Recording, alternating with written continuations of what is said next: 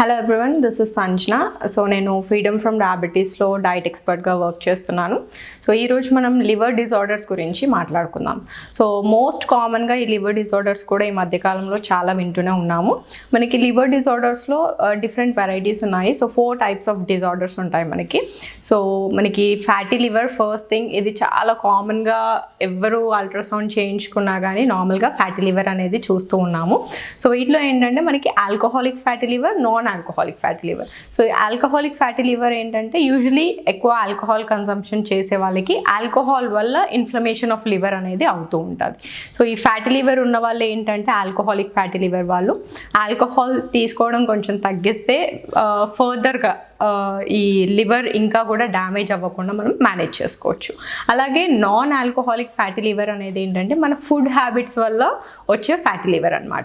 So ఎక్కువగా fatty foods తీసుకోవడం కానీ ఎక్కువ ఆయిల్ కంటెంట్స్ ఉన్న ఫుడ్స్ తీసుకోవడము, వీటి వల్ల కూడా మనకి ఏంటంటే ఫ్యాటీ లివర్ వచ్చే ఛాన్స్ ఉంటుంది. సో వీళ్ళు ఈ fatty liver, non alcoholic fatty liver ఉన్న వాళ్ళు ఏంటంటే ఎక్కువ oil foods, deep fried foods, pickles, papads ఇలాంటి ఫుడ్స్ తీసుకోకపోవడం.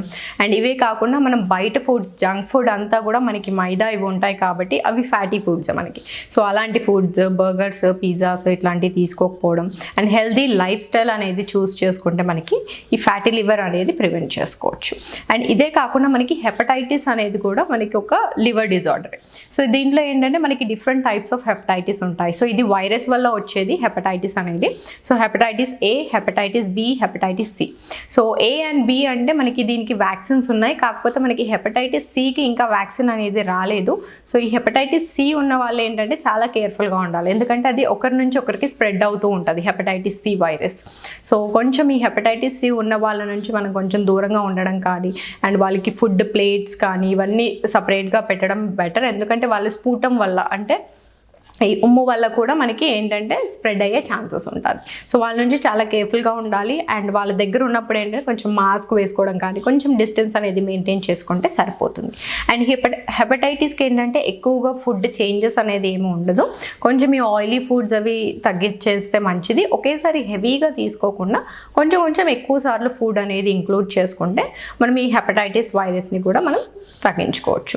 అండ్ ఇవే కాకుండా మనం చాలా ఎక్కువగా చూసే లివర్ డిజార్డర్ ఏంటంటే సిరాసిస్. సో ఇదేంటంటే లివర్ కంప్లీట్గా డ్యామేజ్ అయ్యే ఛాన్సెస్ ఉంటుంది దీంట్లో, అండ్ ఎక్కువ డ్యామేజ్ అవుతుంది కూడా. అండ్ ఈ సిరాసిస్లో ఏంటంటే చాలా కామన్గా మనము ఈ ఎడిమా అండ్ అసైటిస్ అనేది చూస్తూ ఉంటాము.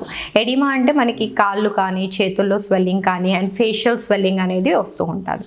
అండ్ అసైటిస్ అంటే మనకి అబ్డామినల్ ఫ్లూయిడ్, ఈ అబ్డామిన్ పార్ట్లో ఫ్లూయిడ్ అనేది రిటైన్ అయిపోతుంది. సో దానివల్ల వాళ్ళకి స్వెల్లింగ్ అనేది ఉంటుంది అనమాట. సో అది చాలా ఎక్కువగా స్టమక్ ఉండడం అట్లా అవుతూ ఉంటుంది. సో దీంట్లో ఏంటంటే వాటర్ రిటైన్ అయిపోతుంటుంది. సో ఈ కండిషన్స్లో ఏంటంటే మనం సాల్ట్ అనేది తగ్గించుకుంటే మంచిది, ఎందుకంటే సాల్ట్ అనేది ఎక్కువ ఇస్తే ఏంటంటే ఈ ఎడిమా అండ్ అసైటిస్ ఇంకా ఇంక్రీజ్ అయ్యే ఛాన్స్ ఉంటుంది. సో ఈ సాల్ట్ అనేది వాటర్ని లాగేసుకుంటుంది కాబట్టి సో తక్కువ సాల్ట్ వేసిన ఫుడ్ అనేది వీళ్ళకి ఇంక్లూడ్ చేయాలి. అండ్ అలాగే ఈ సిరాసిస్ కండిషన్స్లో ఏంటంటే వెయిట్ లాస్ అనేది కూడా చాలా కామన్గా చూస్తూ ఉంటాం. సో వాళ్ళకి ప్రోటీన్ అనేది కొంచెం మంచి అమౌంట్లో ఇవ్వాలి. సో హై ప్రోటీన్ ఫుడ్స్ అనేది ఇస్తే కొంచెం వాళ్ళకి వెయిట్ గెయిన్ అవ్వడంలో హెల్ప్ అవుతుంది. అండ్ మన మొత్తం బాడీలో ద ఓన్లీ ఆర్గన్ అది సెల్స్ రీజనరేట్ చేసుకోగలిగేది ఓన్లీ లివర్ ఒక్కటే. సో కొంచెం good amount of protein foods అనేది ఇస్తే ఏంటంటే మనం లివర్ ఫంక్షనింగ్ కానీ అండ్ లివర్ సెల్స్ రీజనరేషన్లో అది హెల్ప్ అవుతుంది.